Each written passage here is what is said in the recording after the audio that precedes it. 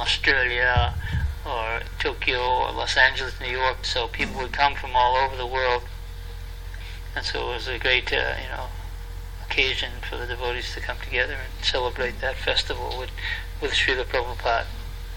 Yeah, this is in front of the 518 Frederick Street. This is right on the sidewalk in front of Frederick Street.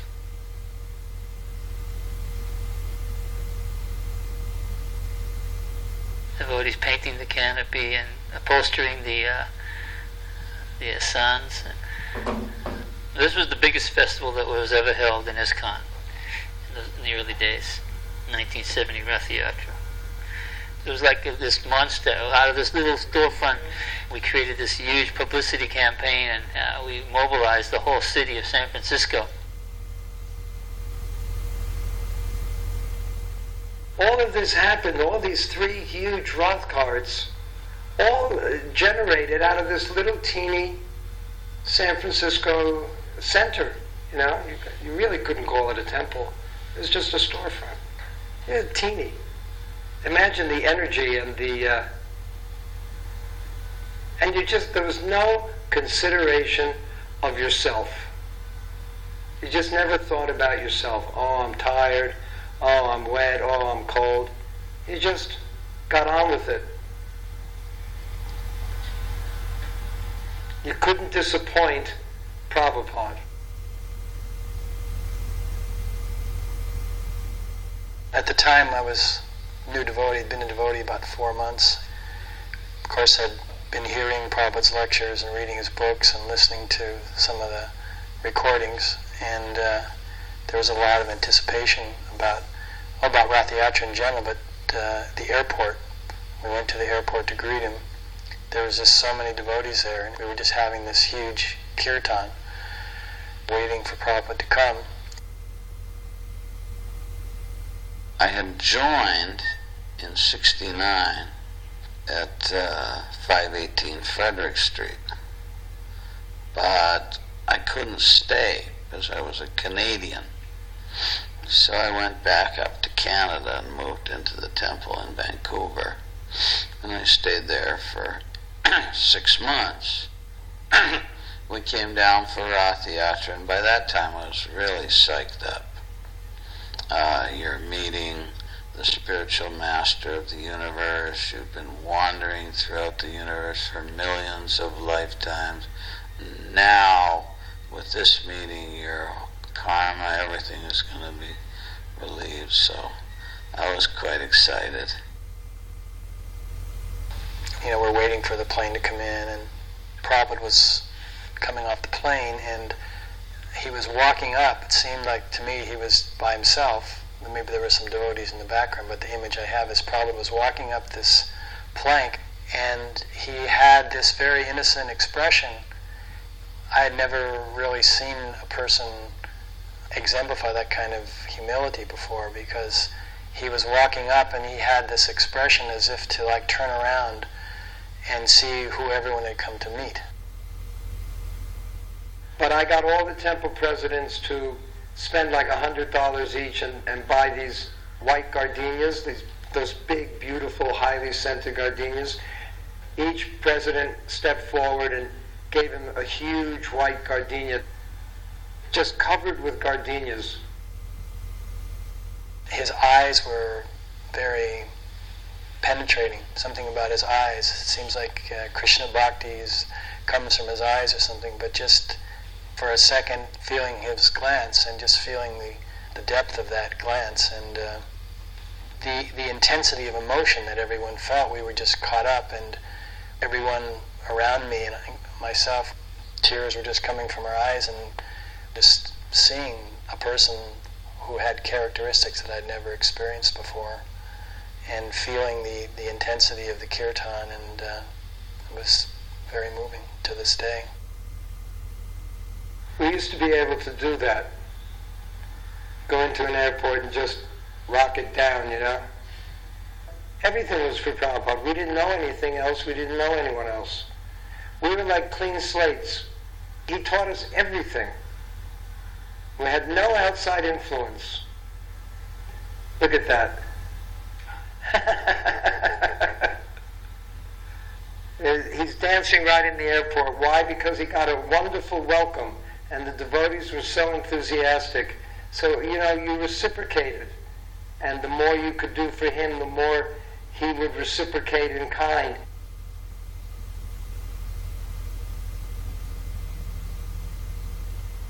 That's the lot. 3 carts are being built in that lot.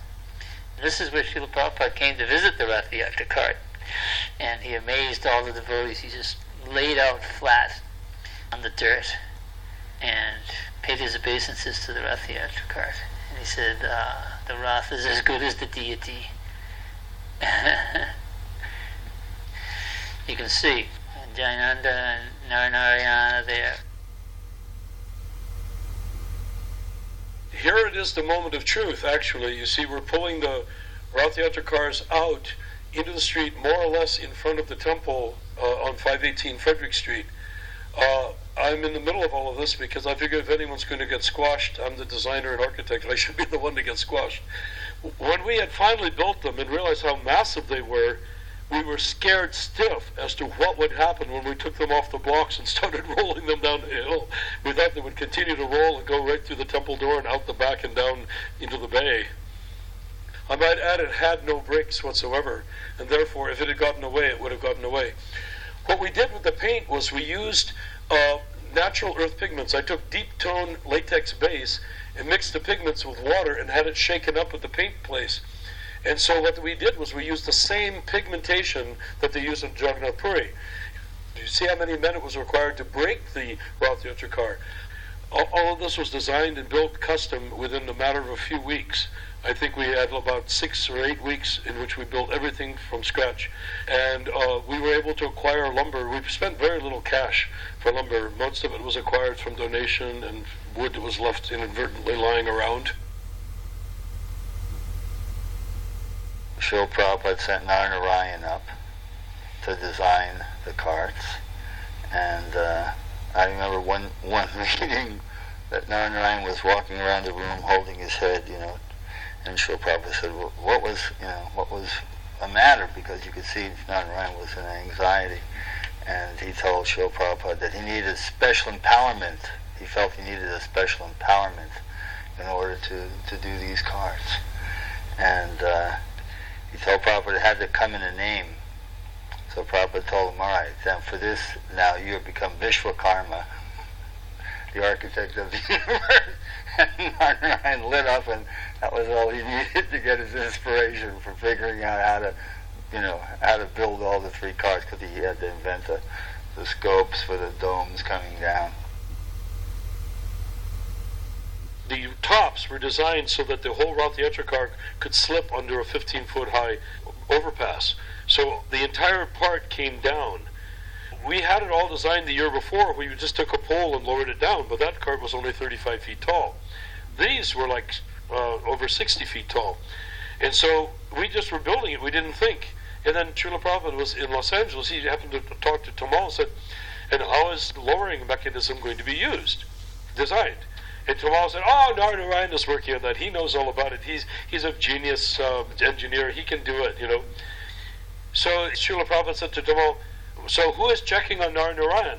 And Tamal said, oh, you don't have to check on Narayana. He knows what he's doing. And Prabhupada said, why not ask? So Tamal phoned up. He said, I hate to ask you this, it's so silly, but how are you doing the mechanism? How is it raising up? And we said, well, we're just, we hadn't thought of how to do it. So Lochan, myself, Madhavisa, and Jayananda, we all sat there for 4 days without sleeping, day and night, not able to figure out how to raise that top. And finally, somehow or other, it came to me how to make this telescoping tube that could be raised up in increments, which is sort of the model that's been used ever since, except it's been made, much more sophisticated since then, much better design.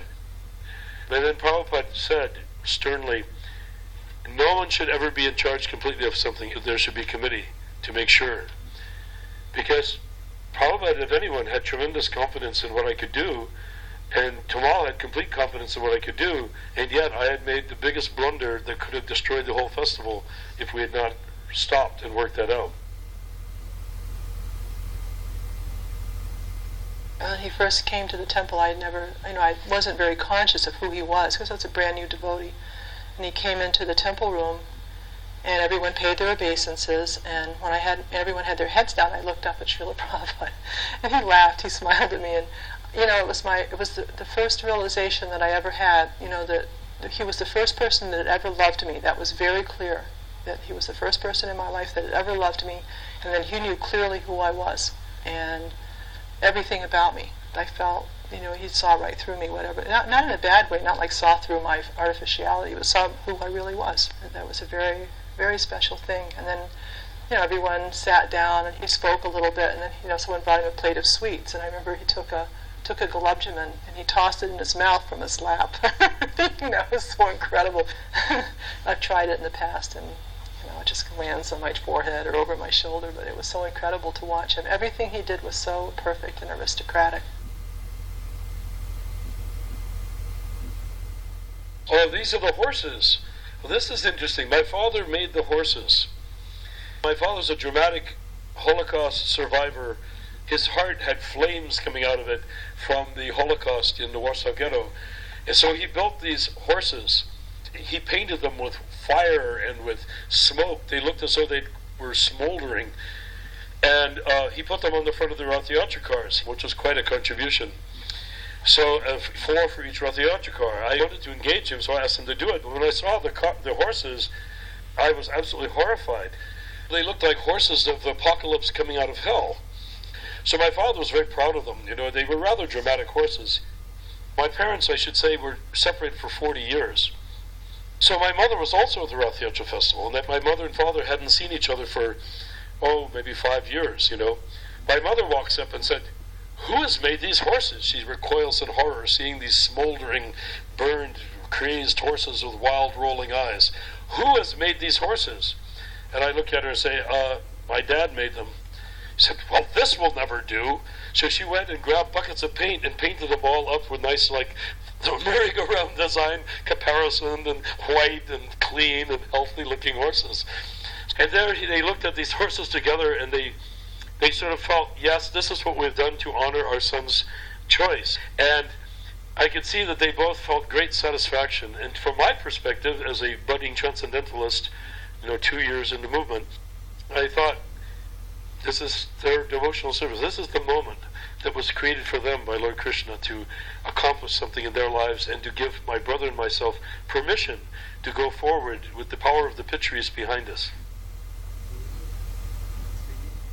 I got the Krishna book published in Japan by Dai Nippon. I had to go there to supervise. This is the first book with color photos. This was very special. The windows to the spiritual world. I went there, I think it was May, and I told Dai Nippon, I met with all the executives, that there was a festival in July, and I wanted to bring the book, the finished book, to the festival in San Francisco. So it meant that they had 2 months to produce the book. And they said, impossible. I said, well, there is no impossible. You have to do it. Because I want to present the book to the spiritual master at the festival. And they said, well, it's impossible, but anyway, we'll try. So they worked so hard. And I would go every day and push them. Every day I'd ask them, you're going to have it ready, you're going to have it ready. They said, it's impossible, it's impossible. And then I booked my return flight to arrive in San Francisco the day of Rath Yatra. And actually they didn't have it ready. And I said, this is going to have a serious repercussions for our future business with you and so on. And then I went to the airport. So as I was walking up the stairs to get on the plane, this big black limousine drove out onto the tarmac. It had flags on it. Dai Nippon was one of the largest companies in Japan. They printed Time magazine and everything. This long black limousine and it comes right to the airplane. And out come all the Dynapon executives, in their blue suits. There were about 5 of them. So I went down, and they all bowing, from the waist, and they gave me this carton. The stewardess is saying, "Come on, you got to get on the plane, they had to take off."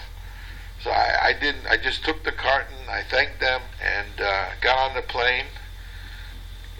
Couldn't wait for the plane to take off. It tore open the carton, and there's this silver shining Krishna book. It was so ecstatic. Then I start going through the book and looking at every pictures and how it all turned out. And there was this man next to me. He was a business executive, American. And he saw me. He said, "What do you got there?" And I said, "Oh, this is, my spiritual master. I printed the book in Japan. It was our first book." And he said, "How much is it?" And I said, whatever. I said, $10 or something, which was a good amount in those days. He said, "Okay, I'll take it." So then, I came to San Francisco, went right away to Prabhupada's apartment. I brought in the carton, presented the book to Prabhupada. Prabhupada was so pleased. Then he said, "How many copies do you have?" I said, "Well, there were 20, but now there's only 19. He said, "Oh, only 19? What happened to the other one?" I said, "Well, I sold it on the plane to the person next to me." Prabhupada said, "Oh, very good. This is very auspicious that the first copy was distributed." Then he ordered, he said, all these books, there were only 19 of them, he said, these should all be distributed at the Rath Yatra. And then the one that he had in his hand, and he said, and this one also. You couldn't see the deities until they were on the Rath cart. That was one of our technicalities that we thought, had to be there. That no one should view the deities until it was like looking at prasadam before you offer it. So nobody's going to see the deities until they get on the Rath Yatra cart. And then, when they were all up on the cart, then they would be, revealed in all their magnificence. I think there was some disturbances going on, and Prabhupada had given Vishnu Jan the Nrsimha prayers. And Vishnu Jan had just been up with Prabhupada and came down, and we were on the street right in front of the temple, and Vishnu Jan said to all of us that Prabhupada had given him this mantra for protection of the festival. And right on the street he taught us, and I think this is the first time we chanted the Nrsimha prayers. Myself and Gargamuni and others there, we did not want Prabhupada to go to the Rath Yatra festival.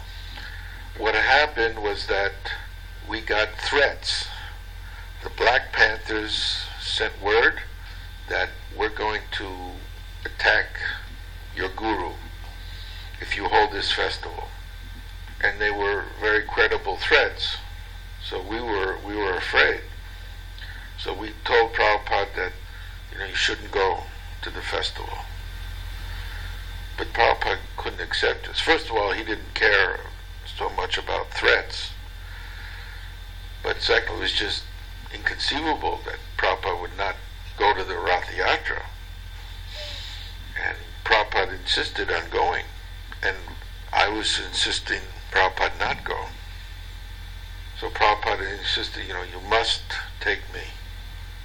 So Gargamuni was driving the car, and he drove very slowly, and he took a very roundabout route in order to arrive late at the festival. Things started out well, but they quickly got worse. One of the carts had a certified weld that cracked, and Balaram's car was out of commission. The newspapers wrote an article called Harried Krishna. That was just after we were attacked by the Black Panthers. And so they had all these Black Panthers all in afros, black t-shirts, and black pants. And they attacked with some martial arts. So Brahmanandam and others were fighting them, and we had poles to keep them from getting crushed under the Rath Yatra cars, very beautifully decorated poles. So we used these poles to fend them off. My father was dressed like an Old Testament prophet of old, with his white beard, and he was stood there, and he had a staff, and he was crashing it onto the ground, crying, "Tolerance! Tolerance! Tolerance!" We marched literally 7 miles to the sea. At one point there were cars parked on either side, and I cried out, "Move the cars!" and 25 people would grab each car and just send it skittering. Now Subhadra's cart had an interesting miracle attached to it as well. What happened is we came along, and Shamasunder had used a piece of malleable iron as the axle for Subhadra's cart. And it had started to get worn through after 2 years of Rath Yatras, which we weren't aware of. So we warned everyone not to ride on Subhadra's cart because we were worried about it not being strong. But guess what? People got on anyhow, and the wheel bent almost horizontal. We thought, oh no, we've lost Balaram's cart. Now we've lost Subhadra's cart. What on earth are we going to do? So it suddenly occurred to me, and I said, wait a minute. I want 50 people to lift Subhadra's cart. And 50 people rushed forward and lifted Subhadra's cart. And I want another 50 people to grab the wheel and bend it down again.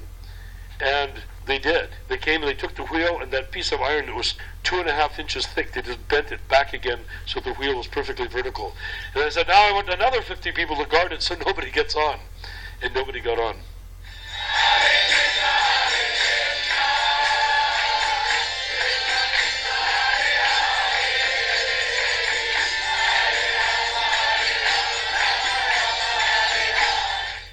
When Prabhupada arrived at Rath Yatra in the middle of Golden Gate Park, all the devotees stopped.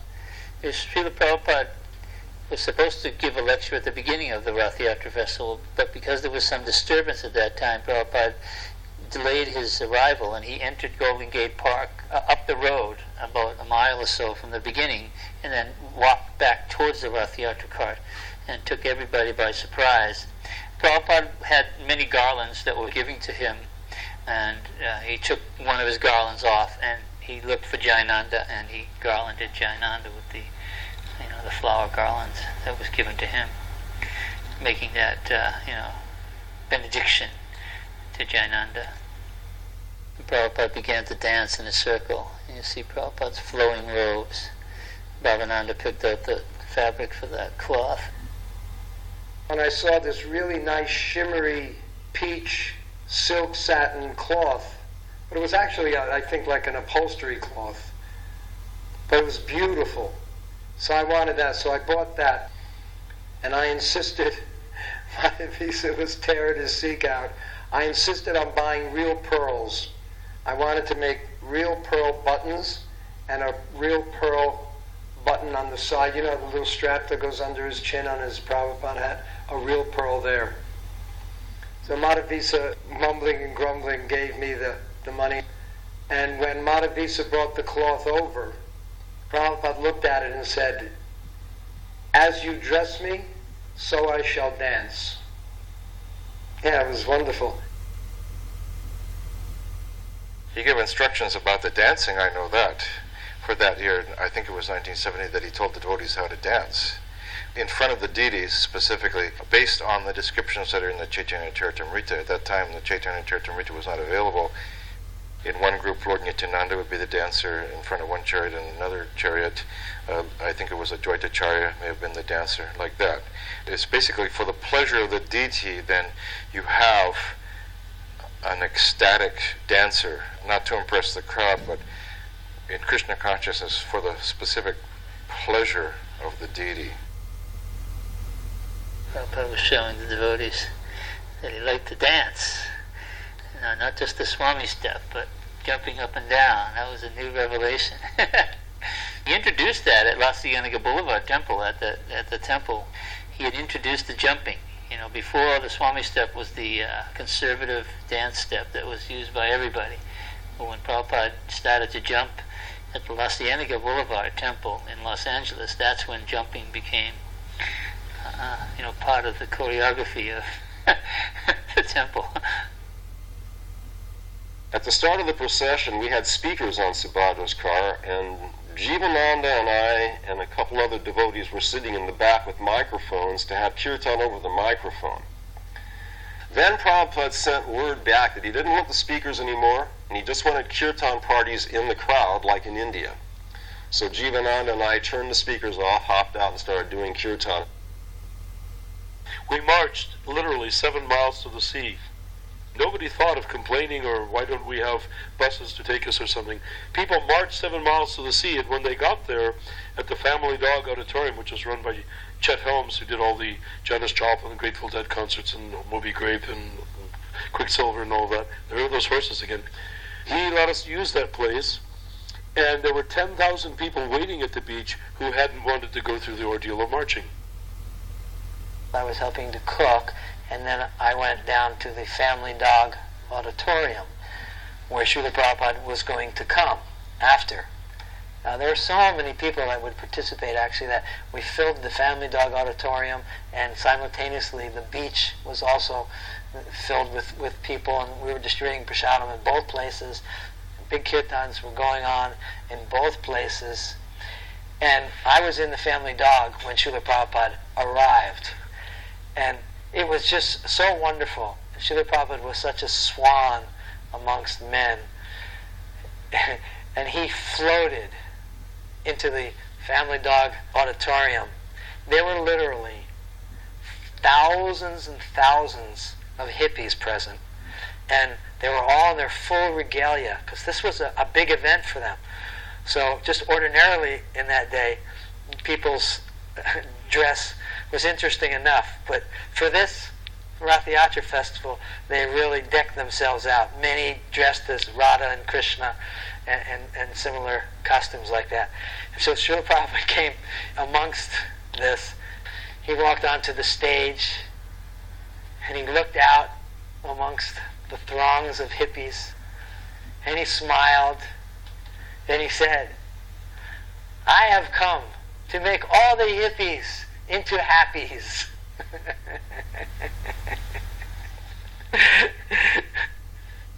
And that evoked a tremendous tumult of transcendental roaring from all the devotees that were present. And everyone got swept away in this wave, this tidal wave of ecstasy that was coming from Srila Prabhupada's heart, and danced for hours and hours and hours. Vishnujan would just be chanting and swooning, and then he would just cry out, just chant and dance, and when you're tired, take prasadam, and then come and chant and dance more. And that's literally what went on for hours and hours and hours. There were so many unusual people there, and Srila Prabhupada explaining that the people in general had become hippies because they were disillusioned with modern society. But if they didn't find any guidance, then they would end up in a more difficult situation than the one that they had actually left. And he urged all of these hippies, drug-taking hippies, to take up his message of Krishna consciousness and actually become first-class human beings. It was an amazing experience for me. I think it was what cemented my understanding that I should stay within the Krishna consciousness family. They assigned duties to everyone, and I was to be in charge of making the feast, with the idea of feeding between 5,000 and 10,000 people, maybe more. So, undaunted, I had never really cooked for large amounts of people, but in those days, we could climb Mount Everest and not be tired.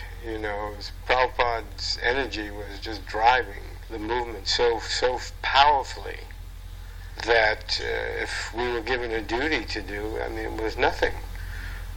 It was a feast, actually, that Prabhupada requested.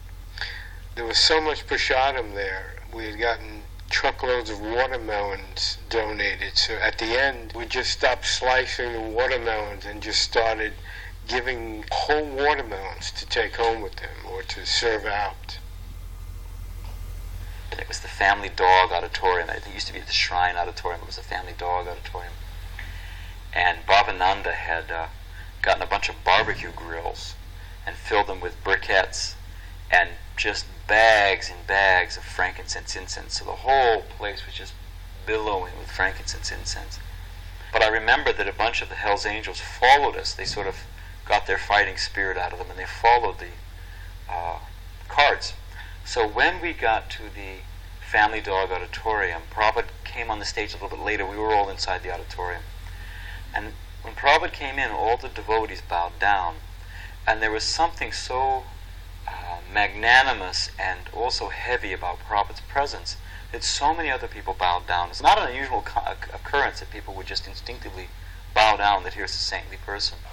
And I remember that it was a wood floor, and when they bowed down, there was a couple of Hells Angels next to me, and their chains and billy clubs and everything fell out and hit the floor. And I was thinking how when all the Lord Brahmas, all bowed before Krishna and all their helmets. So I was thinking that Prabhupada in Kali Yuga, even the Hells Angels with all their billy clubs and helmets and everything. And Prabhupada started the lecture. It was the most amazing thing because they were hippies and college students and from UC Berkeley and San Jose State, and then there were these Hells Angels and there were Black Panthers. Just such a montage. And Prabhupada started off his lecture by saying, "My dear frustrated youth of America." When Prabhupada danced, when we had kirtan inside the Family Dog and Srila Prabhupada danced, it was like, it was very hard to even express what it was like. Everybody, the crowd went ecstatic. I mean, not just devotees, all the people there were crying in ecstasy. It was just like, it was like a miraculous event. Prabhupada looked like he floated. It appeared that his feet weren't even touching the stage. And then after the event, we had a little apartment for Srila Prabhupada that was just off of Frederick Street where Prabhupada was staying when he came up. And we drove up there, and Prabhupada was sitting in the car, and the door was open. And I was standing there with Jayananda, and Madhavisa knelt down at Srila Prabhupada and said to Srila Prabhupada, was he pleased, with the festival? And Prabhupada grabbed Madhavisa's head and pulled it over on his lap and rubbed his head like this and said, "I loved it." And all the devotees went crazy over that. That was Madhav looked like Ramachandra and Hanuman. He looked just like Hanuman kneeling in front of Lord Ramachandra. So the whole thing just looked so regal. Prabhupada was so happy about the Rath Yatra festival and the success of it. He was just going on and on. He was saying, why have we done all this? Why have we put out all this energy to put on this festival? And he began to speak that this is the compassion of the Vaishnava. For the purpose of benefiting others, the Vaishnava goes to such great lengths to see to the preaching of Sri Chaitanya Mahaprabhu. He said, "This is Vaishnavism. This is Vaishnavism." Twice he said, and actually tears began to come to his eyes. And as tears came to his eyes, he couldn't speak anymore. This is Vaishnavism. As he thought of the success of the Rath Yatra. And so, being unable to speak anymore, he actually just waved his hand for everyone to leave. And I realized that I was going back to Hawaii very soon, so I let everyone leave, and I was the last one, and I paid my obeisances. And Prabhupada saw me there, and he pointed to his servant, at that time it was Kartikeya Maharaj, to give me the garland from his deities. And so he put it upon me. And I realized that in this moment of Srila Prabhupada's extraordinary compassion, I was getting his mercy in that form of that garland, and paid my obeisances and left. And I remember in the airport, after the ecstatic greeting in Kirtan, there were some reporters there, and this reporter kept asking Srila Prabhupada when it was that he realized God. And Srila Prabhupada, as we know, would never ever put himself forward or take credit. He was always a humble servant of the servant of the servant of the servant of the most intimate devotees of Krishna. So Srila Prabhupada would just explain to the person that, anyone can realize God, and how God is there in the transcendental sound of His holy name. So Srila Prabhupada was trying to give him some philosophical understanding. But the man was very persistent, and he kept inquiring, but you, Swamiji, when did you first realize God? And so Srila Prabhupada smiled, and he said, I first realized God when I was 5 years old. And of course, Srila Prabhupada then said, actually, there was never a time when I did not remember God. So we know that Srila Prabhupada displayed the symptoms of a pure devotee from birth. He talks about that in the Bhagavatam, and how his symptoms also of holding Rath Yatra and worshipping Radha Krishna, these are symptoms of a liberated soul coming into this material world just for the purpose of delivering the conditioned souls. So here Srila Prabhupada confirmed his full God realization from inception in this material world. Those were the old days before terrorism, so we just used to take these huge monster kirtan parties right into the airport. And then Prabhupada came, and I guess there was a press conference. And I remember I was standing right next to Prabhupada. And I just remember I was looking at Prabhupada, and suddenly my heart started fluttering, and I felt the most incredible ecstasy that I've never before or since felt that ecstasy. Just I was standing there looking at Prabhupada.